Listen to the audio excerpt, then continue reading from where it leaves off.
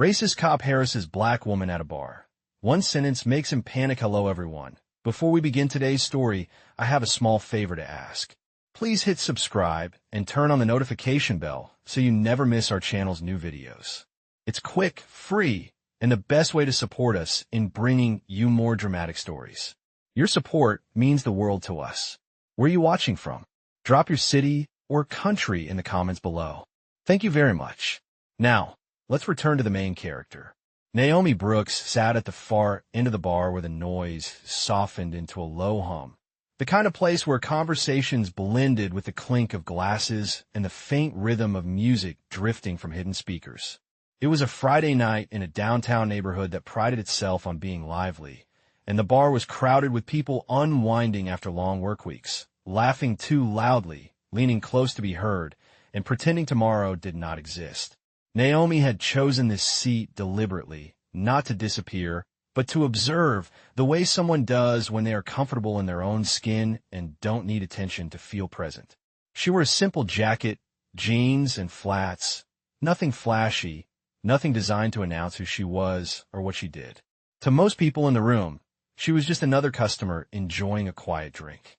The bartender, a middle-aged man with tired eyes, slid her a glass of club soda with lime, and she thanked him with a small nod, her posture relaxed, shoulders back, gaze steady. She had learned long ago that confidence did not need volume. Across the room, laughter rose near the pool table, and a group near the door cheered as someone won a game. Then the door opened again, letting in a burst of cool night air and a shift in energy that was subtle but immediate. Officer Ryan Callahan walked in wearing his uniform, the badge catching the light as if it were meant to. He scanned the room the way he always did, not looking for trouble, but for recognition, for the silent acknowledgement that his presence mattered. A few heads turned. A few people straightened in their seats. Ryan took it all in with practiced ease, exchanging nods, enjoying the unspoken authority that followed him wherever he went. His eyes moved from face to face until they landed on Naomi. She felt the attention before she saw him, the weight of it settling like a change in temperature. Naomi did not look away. She met his gaze briefly, calmly, then returned her attention to her glass. That, more than anything, seemed to irritate him. Ryan approached the bar, positioning himself a few feet from her, his reflection visible in the mirror behind the bottles. He leaned his elbow on the counter, glancing at her again, longer this time, as if trying to place her into a category that made sense to him. In his mind, places like this followed rules, and people like her rarely fit the ones he had written. The bartender asked what he wanted, and Ryan ordered a beer, his tone casual but loud enough to carry. Naomi remained still, her breathing slow, aware of the shift, but unmoved by it. She had been in rooms like this before, had felt eyes measure her worth without knowing her name, had watched assumptions form and harden in seconds. She knew how quickly moments like these could tilt, how silence could be mistaken for weakness. Yet she stayed seated, grounded, present, not because she had to endure, but because she understood something Ryan did not. The night was only beginning, and the story he thought he was starting was not the one that would be told by the time it ended. The atmosphere inside the bar continued to thicken in small, almost invisible ways, like humidity rising before a storm that no one wanted to acknowledge. Ryan Callahan stood at the counter, his beer resting untouched, his attention no longer drifting casually around the room, but narrowing with focus. Naomi Brooks could feel it again, that quiet pressure that came from being singled out, not by words yet, but by intent. She did not shift in her seat. She did not check her phone or pretend to be busy.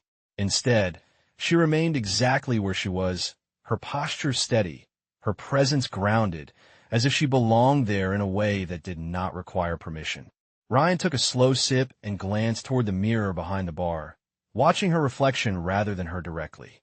To him, it felt safer that way, as if indirect observation made his assumptions more justified. In his mind, authority had a certain look, a certain sound, and a certain place. A woman like Naomi, sitting alone with a non-alcoholic drink, did not fit into that picture. He leaned slightly closer, his voice low enough to sound casual, but loud enough to be heard by those nearby.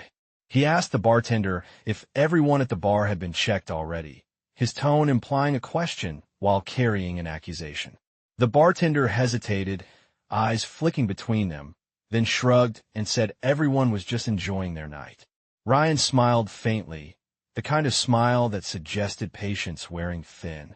Naomi turned her head slowly, not startled, not defensive, just attentive.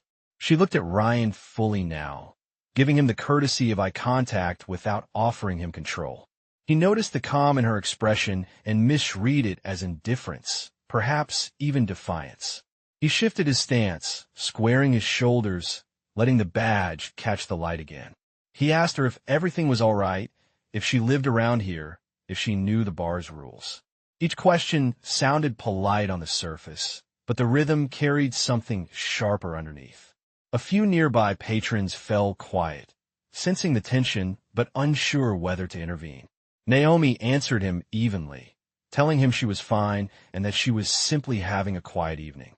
Her voice was measured, unhurried, and free of apology. That, more than anything, unsettled him. Ryan had expected irritation, fear, or submission, something that would confirm his authority. Instead, he found himself facing composure.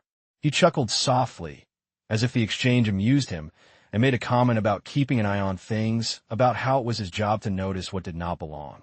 Naomi listened without interrupting, her hands resting loosely near her glass.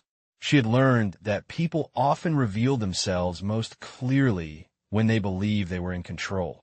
Around them, conversations resumed in fragments, though several glances lingered, curiosity mixing with discomfort. Ryan gestured vaguely toward her drink and asked if she was sure it was what she said it was, framing suspicion as concern. Naomi met his gaze again, unflinching, and replied that she was sure. Her tone did not rise. It did not sharpen. It remained calm, deliberate, almost patient. For a brief moment, Ryan felt something he could not immediately name, a sense that the ground beneath the interaction was not as solid as. He assumed. He brushed it aside, telling himself that he had seen this before, that silence and calm were just another way of pushing boundaries. He leaned back, preparing to say more, unaware that each word he chose only tightened the space around him. Naomi remained seated, fully present, waiting, not for permission, but for the right moment, as the night continued to tilt in a direction only one of them understood. Ryan Callahan let out a short breath through his nose and shifted his weight, the faint clink of his belt echoing louder than it should have in the narrow space. He was used to rooms adjusting to him, to people lowering their voices or offering explanations before he asked for them. When that did not happen, he tended to fill the silence himself. He commented on how late it was getting, how places like this sometimes attracted the wrong kind of attention, how he had seen plenty of situations start quietly and end badly. His words floated between warning and performance, designed to remind everyone within earshot that he was present for a reason. Naomi Brooks listened without reacting. Her face remained composed, her eyes attentive but unreadable. She had heard variations of this tone before, in conference rooms and waiting areas, in places where assumptions were handed out freely and rarely questioned. She did not interrupt him. She did not argue. Instead, she allowed him to continue, understanding that people often revealed more when they believed they were educating someone beneath them. Ryan glanced around, noticing that a few patrons were watching openly now, their expressions cautious, curious, uncertain where to look. The bartender busied himself wiping the counter, pretending not to notice the shift in energy, hoping the moment would pass on its own. Ryan leaned in slightly and asked Naomi again where she was from, this time with a smile that did not reach his eyes.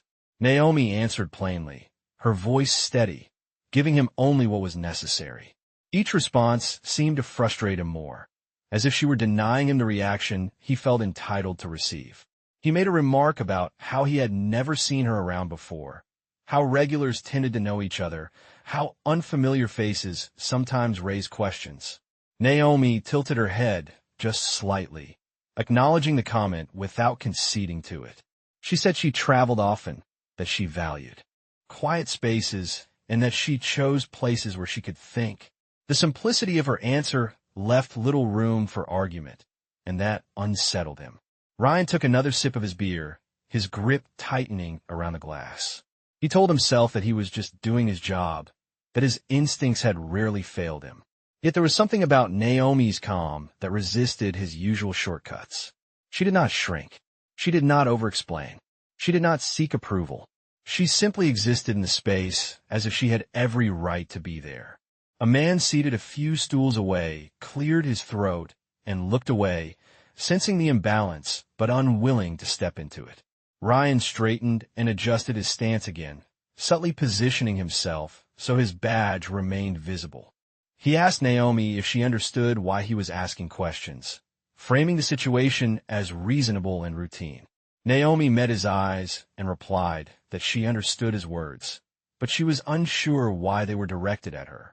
Her tone was respectful, not confrontational, but it carried clarity. For a brief moment, Ryan felt the attention of the room shift, not toward his authority, but toward the logic of her response. He laughed lightly, dismissively, and said that people who belonged never questioned the process. Naomi did not smile. She did not frown. She simply held his gaze, and, in that quiet exchange, something changed. Ryan felt a flicker of irritation sharpen into something closer to uncertainty. He glanced again at the mirror, at the way she sat, at the way she spoke, and wondered why none of his usual signals were landing. Naomi, meanwhile, remained patient, aware that moments like these often revealed character more clearly than conflict.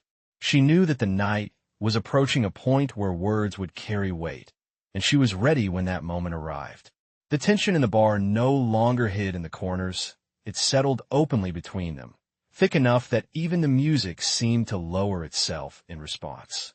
Ryan Callahan glanced at his watch and then back at Naomi Brooks, as if time itself were another tool he could use to press his point. He remarked that it was close to midnight, that establishments had responsibilities at that hour, and that people who stayed too long sometimes attracted unnecessary attention. His voice carried just far enough to remind the room who he was without sounding overtly aggressive. Naomi listened, her expression unchanged, her body language relaxed but alert. She did not lean back or lean forward, did not cross her arms or look away. She remained present, grounded, fully aware that moments like these often escalated not through action, but through ego. Ryan continued, suggesting that it might be better if she wrapped things up soon, that there were other places more appropriate if she wanted to linger. He framed it as advice, but the implication was clear.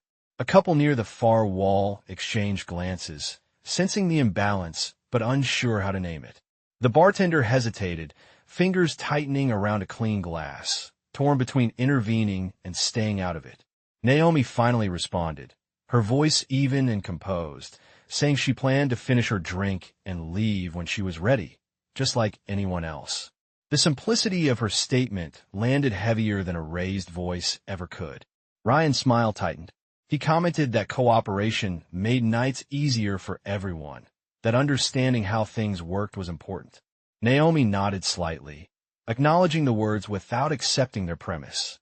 She said she understood how systems worked, perhaps better than most, and that respect was a two-way street. The air shifted again. Ryan felt it this time, the subtle pull of attention moving away from him and toward her calm certainty. He laughed softly, dismissively, and asked if she was trying to be funny. Naomi did not answer immediately. She took a small sip from her glass, placed it back on the counter, and met his gaze once more. She told him she was simply being clear.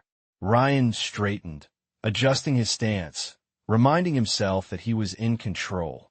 He mentioned his years on the force, the things he had seen, the instincts that had kept him safe and effective.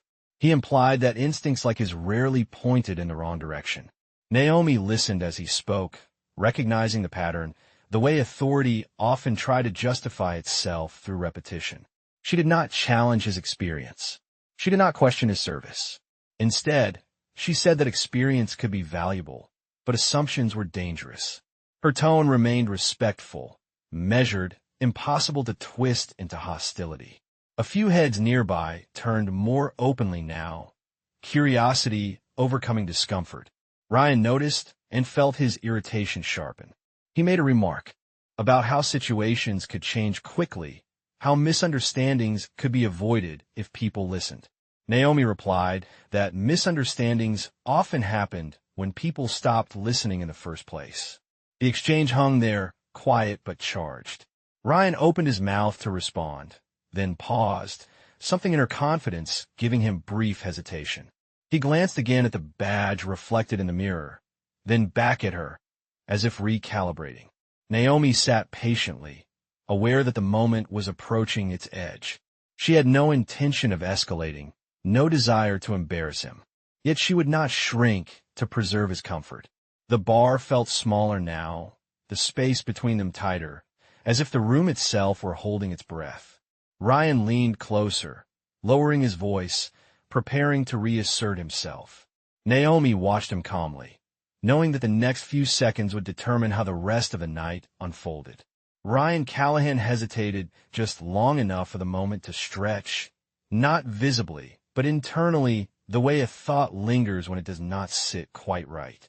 He straightened and glanced around again, suddenly more aware of the eyes that had quietly gathered, the subtle shift in posture from those who had been pretending not to watch. He cleared his throat and commented on how situations like this were often misunderstood, how people sometimes took routine questions personally. He said it casually, but the words felt rehearsed, like a line he had used before when control did not come as easily as expected. Naomi Brooks listened, her expression calm, her breathing slow and measured. She noticed the small details Ryan did not realize he was revealing, the way his confidence flickered when the room stopped affirming him, the way his gaze returned again and again to his badge as if seeking reassurance. She did not interrupt him.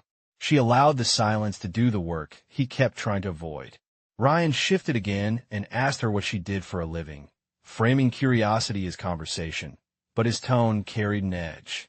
Naomi answered simply that she worked in oversight and compliance, words chosen carefully, accurate without being explanatory. The answer landed with weight, even if he did not yet understand why. He nodded slowly, pretending it meant little, then remarked that titles could mean many things, that he had met plenty of people who exaggerated their importance. Naomi did not correct him. She did not defend herself. She had learned that clarity was more powerful when delivered at the right moment. Ryan continued, commenting on how the city had changed, how certain neighborhoods were becoming unfamiliar, how he believed in maintaining order. He spoke as if the bar were an extension of his patrol, as if the people inside were guests in a space he managed. Naomi observed quietly, recognizing the familiar rhythm of someone justifying their discomfort by turning it into policy. She glanced briefly at the clock above the bar, noting the time, not because she felt rushed, but because timing mattered. The bartender finally spoke, gently reminding Ryan that Naomi had done nothing wrong and that everyone was welcome as long as they followed the rules. Ryan waved him off with a tight smile, assuring him it was all under control. That phrase lingered, hollow and strained. Naomi met the bartender's eyes and gave a small nod of thanks, then returned her attention to Ryan. She told him calmly that she appreciated concern when it was applied evenly, and that she believed accountability worked best when it was consistent. Her words were neutral, professional, devoid of accusation, yet they seemed to unsettle him more than open defiance would have. Ryan's jaw tightened. He laughed softly and said she spoke like someone who enjoyed paperwork more than people. Naomi replied that paperwork existed to protect people, especially when power was uneven. The room grew quieter, not abruptly, but gradually, as conversations thinned and attention sharpened. Ryan felt the change and forced a smile, telling himself he had the upper hand. He reminded Naomi that he could stay as long as he wanted, that his presence was part of keeping the peace. Naomi nodded again, agreeing that peace mattered. She added that peace was fragile when respect was selective. Ryan opened his mouth to respond, then paused, something in her certainty making him reconsider his approach. He glanced around once more, aware now that the room was listening. Naomi remained seated, composed, waiting, not with impatience, but with intention. The pieces were already in place, even if Ryan could not yet see the shape they formed, and the night continued to move forward, carrying him closer to a realization he was not prepared to face. The pause that followed felt longer than it actually was, a quiet stretch where Ryan Callahan searched for footing that no longer felt secure. He shifted his stance again, trying to reclaim the casual authority that had carried him through countless encounters, but the room was no longer responding the way it once had. He made a remark about how conversations like this usually ended quickly, how most people understood when it was time to move on. His voice was steady, but there was a faint edge now, a tension he could not fully disguise. Naomi Brooks remained composed, her gaze attentive, her posture unchanged. She had watched moments like this unfold before, had seen how certainty often cracked not under resistance, but under calm consistency. She responded politely, saying she appreciated clarity and believed respectful dialogue solved more problems than pressure ever could. Her words were measured, professional, almost clinical in their calm. Ryan frowned slightly, as if trying to decide whether she was being sincere or clever. He commented that confidence was easy to project, that real authority came from experience. Naomi nodded, acknowledging the point without conceding anything. She replied that experience mattered, but so did accountability, especially when authority was involved. That word lingered in the air, heavier than the rest. Ryan felt a flicker of unease and dismissed it quickly, telling himself that he had handled more difficult situations than this. He gestured lightly toward the door and suggested that the night was winding down, that people often made better choices when they left before things became complicated. Naomi glanced briefly around the bar, noting the quiet attention, the way conversations had slowed, the way people were listening without realizing they were doing so. She looked back at Ryan and said she believed choices were best made freely, without suggestion or pressure. Her tone was not sharp, not challenging, simply firm. Ryan exhaled and let out a short laugh, trying to reframe the moment as trivial. He said he was only offering advice, that there was no need to read into it. Naomi replied that advice was most helpful when it was offered evenly.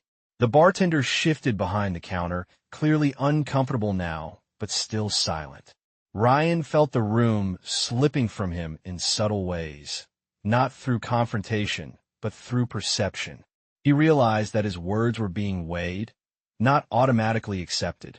He straightened again, adjusting his uniform as if it might restore balance. He asked Naomi directly if there was a problem.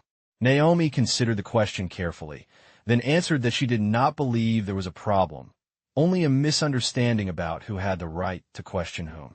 The simplicity of her response caught him off guard. He opened his mouth, then closed it, recalibrating. For the first time, he studied her more closely, not as a symbol, but as a person. He noticed the way she spoke, precise and deliberate, the way she listened without reacting, the way she did not seek validation from the room. A faint unease settled in his chest, unfamiliar and unwelcome. He told himself he was reading too much into it, that she was just another confident patron pushing boundaries. Naomi, meanwhile, remained patient, aware that the moment was shifting toward resolution. She understood that pressure often caused people to reveal their true concerns, and she was willing to wait. Ryan glanced again at his watch, then back at her, as if time itself might intervene on his behalf. He cleared his throat and said that he would stay nearby, just to be sure everything remained orderly. Naomi nodded, thanking him for his concern, her voice sincere. The words landed differently now, stripped of irony or challenge. Ryan hesitated, uncertain how to respond, and stepped slightly back. The space between them widened, not physically, but emotionally. Naomi took another small sip of her drink, calm and unhurried. The bar breathed again, conversations cautiously resuming, though the energy had changed. Ryan stood there for a moment longer, his confidence unsettled, sensing that something important was approaching, even if he could not yet name it. Naomi sat quietly, fully present, knowing that clarity rarely arrived loudly, but when it did, it was impossible to ignore. The shift came quietly, almost imperceptibly, the way pressure changes before a door finally gives way. Ryan Callahan stood a few feet back now, pretending to scan the room, but his attention kept drifting back to Naomi Brooks. Something about the interaction refused to settle into the familiar shape he expected. He told himself it was nothing, just another confident patron with opinions, yet his instincts no longer felt reliable. Naomi noticed the hesitation, the way his certainty thinned when he was no longer being affirmed. She rested her hand lightly on the edge of the bar and took a slow breath, not because she was nervous, but because precision mattered. Ryan cleared his throat and said he would check back in a moment, that he had other things to attend to. It sounded like a retreat wrapped in professionalism. Naomi nodded politely and thanked him again, her tone sincere. As he turned slightly, she spoke, not loudly, not sharply, but clearly enough to carry. She said one sentence, measured and calm, delivered without emotion or threat, a statement of fact rather than challenge. The words were simple, almost ordinary, yet they cut through the space with unexpected weight. Ryan stopped mid-step. His shoulders stiffened. For a moment, he did not turn around. The room seemed to hold its breath. Naomi remained seated, her posture unchanged, her gaze steady. Ryan slowly faced her again, his expression altered, the confidence that had guided him all evening now replaced by something closer to calculation. He asked her to repeat herself, his voice quieter than before. Naomi did not repeat the sentence. She clarified it, gently, offering just enough context to remove any doubt without expanding into explanation. She did not raise her voice. She did not look around for witnesses. She spoke as if she were confirming a meeting time or a detail on a document. Ryan felt a cold awareness spread through him, not panic yet, but recognition. He glanced at her face, then at her hands, then back to her eyes, searching for exaggeration, for performance, for anything that would let him dismiss what he had just heard. He found none. The room, once a backdrop, now felt too exposed. He became acutely aware of the bartender, of the patrons nearby, of the mirror behind the counter reflecting more than he wanted to see. He adjusted his stance again, but the movement lacked purpose. He asked another question, careful this time, choosing his words with unfamiliar caution. Naomi answered briefly, confirming what she had said without elaboration. The effect was immediate and unmistakable. Ryan's jaw tightened, and he swallowed, his earlier casual tone replaced by a controlled politeness that felt newly practiced.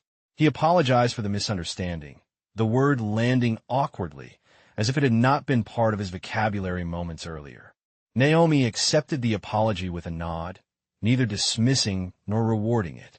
She said misunderstandings happened, especially when assumptions led the way. Ryan forced a smile, nodding along, though his eyes betrayed a sudden urgency. He glanced toward the door, then back at her, recalculating the situation in real time. The badge that had once felt like armor now felt conspicuous. He asked if there was anything she needed, his voice carefully neutral. Naomi replied that she was fine and that she appreciated professionalism when it showed up.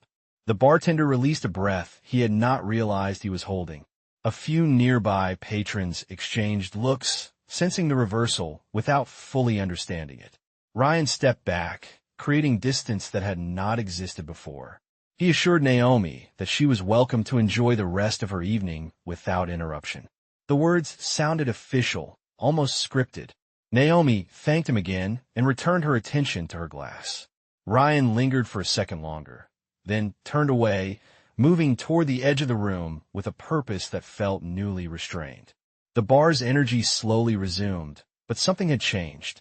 Naomi remained where she was, calm and composed, knowing that the sentence she had spoken could not be taken back, and that its impact would follow Ryan long after the night ended. The bar gradually returned to its rhythm, but the ease that had filled the room earlier did not fully come back. Laughter sounded a little more measured, conversations a little more careful, as if everyone sensed that something important had passed through the space and left a mark. Ryan Callahan stood near the wall now, pretending to check his phone, though the screen remained dark. His mind replayed the sentence Naomi Brooks had spoken, the clarity of it, the certainty that followed. He told himself it was nothing to worry about, that people exaggerated all the time, yet his body refused to accept the reassurance. Every few seconds, his eyes drifted back toward the bar, toward Naomi, who sat quietly as if nothing extraordinary had happened. She finished her drink slowly, unhurried, aware of the subtle shift around her, but uninterested in attention. She had said what needed to be said, no more, no less. That was always enough. Ryan adjusted his uniform again, the gesture now more habit than confidence. He scanned the room, noticing details he had ignored before, the way people watched him when they thought he was not looking, the way the bartender avoided his gaze. He felt exposed, not because he had done something overt, but because his assumptions had been laid bare. He wondered how many times moments like this had ended differently for him, how often silence had been mistaken for agreement. The thought unsettled him. Naomi gathered her things calmly, sliding her jacket on with deliberate ease. She caught the bartender's eye and offered a polite smile, thanking him for the service. He nodded back, relief evident in his expression. As she stood, a couple nearby shifted to give her space, their faces a mix of curiosity and quiet respect. Naomi did not acknowledge it. She did not need validation from strangers. She walked toward the exit at an unhurried pace, her footsteps steady, her posture composed. Ryan noticed her movement and felt a flicker of urgency. He took a step forward, then stopped, uncertain what he would even say. The authority he had relied on all night felt fragile now, dependent on silence and ignorance he could no longer assume. Naomi reached the door and paused briefly, not to look back at him, but to take in the room one last time. It was not satisfaction she felt, but clarity. Moments like this were not about winning or losing. They were about balance being restored, however quietly. She pushed the door open and stepped into the cool night air, leaving behind the muted glow of the bar. Ryan remained inside, his reflection staring back at him from the mirror behind the counter. He barely recognized the expression, a mix of defensiveness and doubt. He thought about the word accountability, how easily it had been spoken, how heavy it now felt. He wondered who else knew, who else might ask questions, who else might listen. The badge on his chest suddenly felt less like protection and more like responsibility. He finished his beer without tasting it and set the glass down carefully. The bartender collected it without a word. As Ryan moved toward the door, his steps slower than before, the night no longer felt routine. Outside, Naomi walked down the sidewalk, the city lights reflecting softly off the pavement. She blended into the flow of people, just another figure moving with purpose. Yet the impact of her presence lingered behind her, woven into the space she had left. Ryan stepped out moments later, scanning the street, but Naomi was already gone.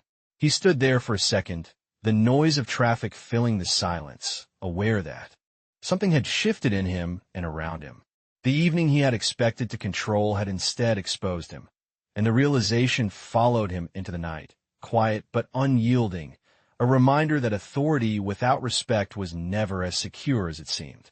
The city settled into its late-night rhythm as Naomi Brooks walked beneath streetlights that hummed softly above her, each step measured, unhurried, grounded in certainty. The encounter at the bar did not linger in her mind as a victory or confrontation, but as a moment where balance had quietly corrected itself. She had learned long ago that justice did not always arrive with raised voices or public scenes. Sometimes it arrived through restraint, through clarity spoken at the exact moment it was needed. Behind her, the bar resumed its normal flow, yet the memory of what had unfolded stayed with those who witnessed it, even if they struggled to explain why. Ryan Callahan walked several yards behind her before realizing he was doing it, his pace slowing as awareness set in.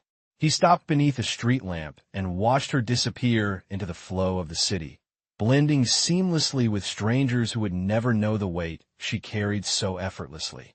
He felt the echo of the night settle into his chest, not as fear, but as reckoning. The badge on his uniform reflected the light above him, no longer a symbol of comfort, but of responsibility he could not ignore.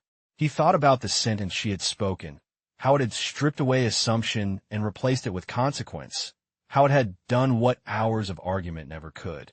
It forced him to see the difference between authority and entitlement, between power exercised and power abused. Naomi turned a corner and continued on, her mind already shifting forward toward the responsibilities that awaited her beyond this night. She understood that change rarely announced itself. It accumulated in moments like these, in spaces where dignity refused to be diminished. She had not needed to raise her voice, had not needed an audience. Her presence had been enough. Ryan remained still for a moment longer, listening to traffic pass, to laughter from a distant block, to life moving on without him at its center. He realized how easily the evening could have ended differently, how often it likely had before. The realization was sobering. He adjusted his jacket, took a breath, and turned in the opposite direction, carrying the weight of the night with him. Inside the bartender wiped down the counter, glancing occasionally toward the door Naomi had exited through, replaying the calm certainty with which she had held her ground. A couple who had watched from nearby finished their drinks in thoughtful silence. None of them would forget the way the room had shifted, the way authority had quietly rearranged itself. Outside, Naomi reached her car and paused briefly, looking up at the skyline, the lights scattered like constellations across the dark. She did not feel triumphant. She felt resolved. Moments like this were never about proving worth. They were about refusing to surrender it. She opened the car door and slid into the seat, the city reflected in the windshield, steady and vast. As she drove away, the streetlights passed rhythmically, each one fading behind her, leaving clarity in its wake. Ryan, now blocks away, felt the same lights pass overhead, each one marking distance from who he had been an hour earlier. He knew the night would follow him, not as shame, but as reminder. Authority demanded humility, and respect could not be taken, only earned. The city continued around them, indifferent yet observant, carrying forward the quiet lesson that dignity, once asserted, had a way of reshaping space itself. And somewhere between the bar and the open road, justice had done what it often did best. It arrived without spectacle, spoke without shouting, and left a mark that could not be erased.